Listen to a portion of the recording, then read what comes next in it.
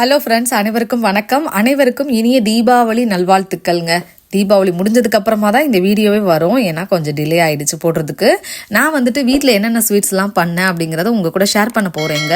தீபாவளினாலே sweets இல்லாமல் எப்படி okay பண்ணலாம் அப்படின்னு சொல்லிட்டு தான் ஸ்டார்ட் பண்ணியாச்சு. ஃபஸ்ட்டு சீவல் பண்ண போகிறேன். அதாவது ஓலை பக்கோடா அது சொல்லுவாங்க இல்லையா, அதுதான்.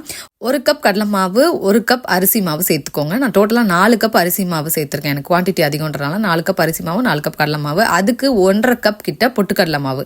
பொட்டுக்கடலையை அடித்து ஜலிச்சு சேர்த்துக்கோங்க. 1 டீஸ்பூன் எள்ளு, 1 டீஸ்பூன் வரமிளகாத்தூள் ஆட் பண்ணிவிட்டு நம்ம எண்ணெய் ஆல்ரெடி அடுப்பில் போட்டிருப்போம் இல்லையா, அது ஹீட் ஆனதுக்கு அப்புறமா ஒரு குழிக்கரண்டி எடுத்து அதில் ஊற்றிட்டு கலந்துட்டு தண்ணி சேர்த்து நல்லா கலந்துக்கோங்க. இந்த மாதிரி இருக்கணும்.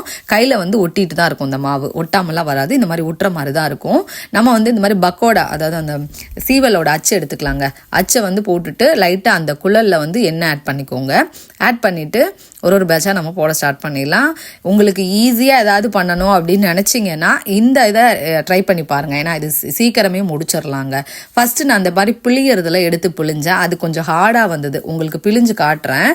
ஏன்னா இது நீங்கள் உங்களுக்கு பிழியறதுக்கு கஷ்டம். இது சுற்றுறது அப்படின்னா ரொம்ப ஈஸியாக இருக்கும். பிகினர்ஸாக இருந்தீங்க, இல்லை ஸ்டார்ட் பண்ண தான் போகிறீங்க, ஃபஸ்ட்டு ஸ்டார்ட் பண்ண போகிறோம் அப்படின்னா நீங்கள் அந்த மாதிரி சுற்றுறதுல ட்ரை பண்ணி பாருங்கள். ஸோ எந்த ஒரு இதுவுமே இருக்காது. ஆனால் இதை பார்த்தீங்கன்னா ஒரு 1/2 ஹவர்லேயே முடிஞ்சிருங்க. ஒரு பக்கம் வெந்ததுக்கு அப்புறமா இன்னொரு பக்கம் திருப்பி போட்டுடலாம். சிம்பிளாக பண்ணிடணும் அப்படின்னு தோணுச்சுன்னா இதை பண்ணலாங்க. தர்ஷுக்குட்டிக்கு இது ரொம்பவே பிடிச்சிருந்துச்சு. நீங்கள் ஸ்பைசி வேணால் இதில் கூட்டிக்கலாம், குறைச்சிக்கலாம், நம்மளுக்கு ஏற்ற மாதிரி பண்ணிக்கலாம். நான் கொஞ்சம் 1 டேபிள் ஸ்பூன் போட்டிருக்கேன். இன்னும் கூட நீங்கள் அதிகமாக போட்டிங்கன்னா கொஞ்சம் காரத்தோடு நல்லாயிருக்கும். நான் தர்ஷுக்குட்டி சாப்பிடுவாங்கனால கொஞ்சம் காரம்லாம் கம்மி பண்ணியிருக்கிறேன். ஸோ இது அந்த எண்ணெய் பபிள்ஸ் எல்லாம் வருது பார்த்தீங்களா, அந்த பபிள்ஸ் எல்லாம் அடங்கினதுக்கு அப்புறமா எடுத்தோம் அப்படின்னால நல்லா வெந்திருக்கும். இப்போ எடுத்து வச்சிடலாம். நெக்ஸ்ட் பேட்ச் உங்களுக்கு சுற்றுறதுல நான் சுற்றி காட்டுறேன். இந்த இது என்னென்னா கொஞ்சம் எனக்கு ஹார்டாக இருந்த மாதிரி இருந்தது. சுற்றுல போட்டதுக்கு அப்புறம் பார்த்தீங்கன்னா அது நல்லா சாஃப்டாகவே இருந்துச்சு. ஸோ இதுவும் நம்மளுக்கு ஈஸியாக இருக்கும். எந்த ஒரு இதுவுமே தெரியாது. அமுக்கி பிழிகிறது தான் கொஞ்சம் கஷ்டமாக இருக்கும். 2 கையும் வலி எடுத்துக்கும். ஸோ அதனால நம்ம இதுலேயே ஈஸியாக பிழிஞ்சிடலாம். ஸோ எல்லாம் பிழிஞ்சதுக்கு அப்புறமா நான் உங்களுக்கு காட்டுறேன். டோட்டலாக பார்த்தீங்கன்னா இது 1 ஹவர் கூட ஆகலைங்க, போட்டு முடிச்சாச்சு. ஸோ ஃபைனலாக இதெல்லாம் போட்டு வச்சுட்டேங்க. இவ்வளோதான் வந்தது. இதை எடுத்து வச்சுட்டு நெக்ஸ்ட்டு முறுக்கு பண்ண ஸ்டார்ட் பண்ணிடலாம். பார்த்தீங்கனாலே தெரியும், நான் உங்களுக்கு உடச்சி காட்டுறேன். ரொம்ப சாஃப்டாக வந்துருச்சு. பாதி போடும்போதே தர்சுக்குட்டி எடுத்து சாப்பிட ஆரம்பிச்சிட்டாரு. ஸோ அவருக்கு பார்த்தீங்கன்னா ரொம்பவே பிடிச்சிருச்சு. நெக்ஸ்ட்டு முறுக்கு பண்ண ஸ்டார்ட் பண்ணிடலாம். முறுக்குக்கு பார்த்தீங்கன்னா இந்த கப்பில் 4 கப் இட்லி ரைஸ் எடுத்திருக்கேங்க. நீங்கள் புழுங்கல் அரிசி கூட பண்ணிக்கலாம். நான் இட்லி அரிசி எடுத்திருக்கேன். ஸோ 2லையுமே நல்லா வரும். முறுக்கு ட்ரை பண்ணி பாருங்கள். இட்லி அரிசிலையும் நல்லா வரும், புழுங்கல் அரிசி நம்ம சாப்பாட்டு அரிசிலையும் நல்லா வரும். ஸோ ட்ரை பண்ணி பாருங்கள். எந்த கப்பில் மெஷர் பண்ணுறீங்களோ அதே கப்லேயே மெஷர் பண்ணிக்கோங்க. குவான்டிட்டி கரெக்டாக இருக்கும். இது நான் இப்போ அலசிட்டு சோக் பண்ணி வச்சுருக்கேன். ஸோ ஒரு 6லேருந்து 7 வரமிளகா லைட்டாக வார்ம் வாட்டரில் ஊற வச்சிடலாம். இது மேக்ஸிமம் பார்த்தீங்கன்னா ஒரு 2 ஹவர்ஸ்லேருந்து 3 ஹவர்ஸ், அதுக்கு மேலே ஊற வச்சிடாதீங்க, போதும். அதுக்கு மேலே ஊறணும்னு அவசியம் கிடையாது. இப்போ ஒரு 3 ஹவர்ஸ் ஆயிடுச்சு. நம்ம கிரைண்டர் போட்டுக்கலாம். ஃபஸ்ட்டு கிரைண்டரில் அந்த வரமிளகா போட்டு நல்லா அரைச்சிக்கோங்க. லைட்டாக தண்ணி விட்டுட்டு அதுக்கப்புறமா ரைஸ் போட்டு அரைச்சிருங்க. ரைஸ் நல்ல நைஸாக, உங்களுக்கு ஃபைனலாக எவ்வளோ நைஸாக அரைக்க முடியுமோ அவ்வளோ நைஸாக அரைச்சிருங்க. இப்போ பார்த்தீங்கன்னா தெரியும், லைட்டாக அந்த மாதிரி குறுனையாக இருக்குது. இது நல்லா அரைப்பட்டதுக்கு அப்புறமா நம்ம பார்த்துக்கலாம். இந்த அரைப்பட்டுற கேப்பில் நம்ம பொட்டுக்கடலை 2 கப் எடுத்துக்கலாம். 4 கப் ரைஸ் எடுத்துருக்கோம் இல்லையா, 2 கப் பொட்டுக்கடலை அரைச்சி வச்சுக்கோங்க. இப்போ நான் நல்லா அரைஞ்சிருச்சு. இதை எடுத்து ஒரு பாத்திரத்தில் மாற்றிட்டு நான் உங்களுக்கு காட்டுறேன். இப்போ அரைச்ச மாவு எடுத்தாச்சு. அது கூட நம்ம அடித்து வச்சுருந்தோம் இல்லையா பொட்டுக்கடலை, அதை ஆட் பண்ணிக்கலாங்க. 4 கப்புக்கு 2 கப் பொட்டுக்கடலை எடுத்தீங்கன்னா அதை எல்லாத்தையும் போட்டுறாதீங்க, கொஞ்சம் வச்சுட்டு போடுங்க. ஏன்னா சப்போஸ் கொஞ்சம் தண்ணி ஆயிடுச்சு அப்படின்னா நம்ம எக்ஸ்ட்ரா கலக்கிற மாதிரி இருக்கும். அது கூடவே 1 டேபிள் ஸ்பூன் பட்டர், கொஞ்சமாக எள்ளு, அடுத்து பார்த்தீங்கன்னா ஓமம், இதை ஆட் பண்ணியிருக்கேன். ஓமம் பிடிக்கலன்னா நீங்கள் ஜீரகம் கூட ஆட் பண்ணிக்கலாங்க. இப்போ பொட்டுக்கடலை சேர்த்துட்டு கலந்ததுக்கு அப்புறமா என்னன்னா நம்மளுக்கு அந்த இடியாப்ப மாவுலாம் பிசையும் இல்லையா, ஸோ அந்த அளவுக்கு நீங்கள் பிசைஞ்சுக்கோங்க. உங்களுக்கு தண்ணியாக இருக்க மாதிரி, அதாவது கொஞ்சம் இலக்கமாக இருக்க மாதிரி தெரிஞ்சதுன்னா இன்னும் கொஞ்சம் பொட்டுக்கடலை மாவு போட்டு கலந்துக்கோங்க. அப்போ ஹார்டாக இருக்குது அப்படின்னு நினச்சிங்கன்னா கொஞ்சமாக பட்டர் ஆட் பண்ணிக்கோங்க. ஸோ நல்லாவே சாஃப்டாக வருங்க. மேக்ஸிமம் இந்த மாதிரி அரைச்சி பண்ணும்போது பொட்டுக்கடலை சேர்த்தாலே மாவு இந்த கன்சிஸ்டன்சிக்கு வந்துடும். முறுக்கு போட தெரியாதவங்க கூட ஈஸியாக போட்டுடலாம். நான் எப்போவுமே இந்த மாதிரி 2 தட்டு தான் எடுத்துப்பேன். ஒரு சில பேர் கரண்டியில் போடுவாங்க. உங்களுக்கு தட்டில் போட பயமாக இருக்குது அப்படின்னு நினச்சிங்கன்னா கொஞ்சம் லென்த்தியாக ஒரு கரண்டி எடுத்து எண்ணெய் அப்ளை பண்ணிட்டு அதில் பிழிஞ்சு போடுங்க. ஸோ பார்த்தீங்கன்னா தெரியுங்க, முறுக்கு உடையாமல் நல்லா வந்துச்சு, சாஃப்டாகவும் இருந்துச்சு. எனக்கு என்னென்னா முறுக்கு வந்து அந்த கொஞ்சம் முள்ளாக இல்லாமல் இருந்தால் நல்லாயிருக்கும் அப்படின்னு தோணுச்சு. ஸோ உளுந்தில் பண்ணுனா அந்த மாதிரி வராது அப்படின்னு சொன்னாங்க. சரி நெக்ஸ்ட் டைம் ட்ரை பண்ணலாம் அப்படின்னு சொல்லிட்டு இருக்கேன். இப்போ வந்து கொஞ்சம் லைட்டாக அந்த முள்ளாக இருக்க மாதிரி இருந்தது. பட் முறுக்கு வந்து டேஸ்ட் வைஸாக சூப்பராக இருந்தது, சாஃப்டாகவும் இருந்துச்சு. இதே மாதிரி ட்ரை பண்ணிங்க அப்படின்னா நல்லாவே வரும். ட்ரை பண்ணி பாருங்கள்.